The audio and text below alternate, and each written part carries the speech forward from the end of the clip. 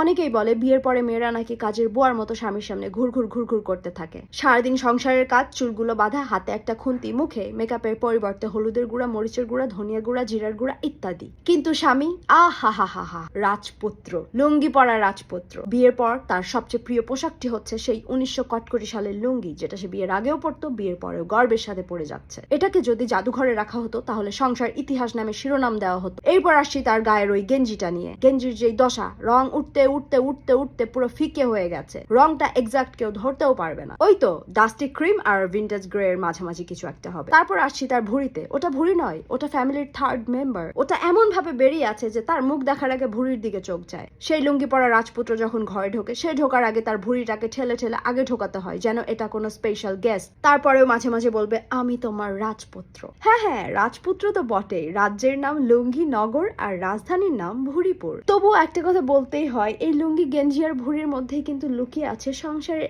আসল মজা। কারণ মন খারাপের দিনগুলোতে সে যদি কিচেন থেকে এক মগ কফি এনে দেয়, সেই সাথে ওই ভুঁড়িটা নিয়ে সোফায় বসে মন দিয়ে গল্প শোনে, ব্যাপারটা কিন্তু খুবই রোম্যান্টিক। একটা জিনিস খেয়াল করবে, যতই জাঁকজমক পোশাকের ডানে বামে বিভিন্ন রাজারা রাজপুত্ররা দাঁড়িয়ে থাক না কেন, দিন শেষে আমাদের কিন্তু ওই ভুঁড়িওয়ালা লুঙ্গি পরা লোকটাকেই বেশি ভাল লাগে। এটা একটা গভীর প্রেমের বন্ধন, যেখানে লুঙ্গি পরা রাজাও থাকে আর কাজের বুয়ার মতো রানীও থাকে।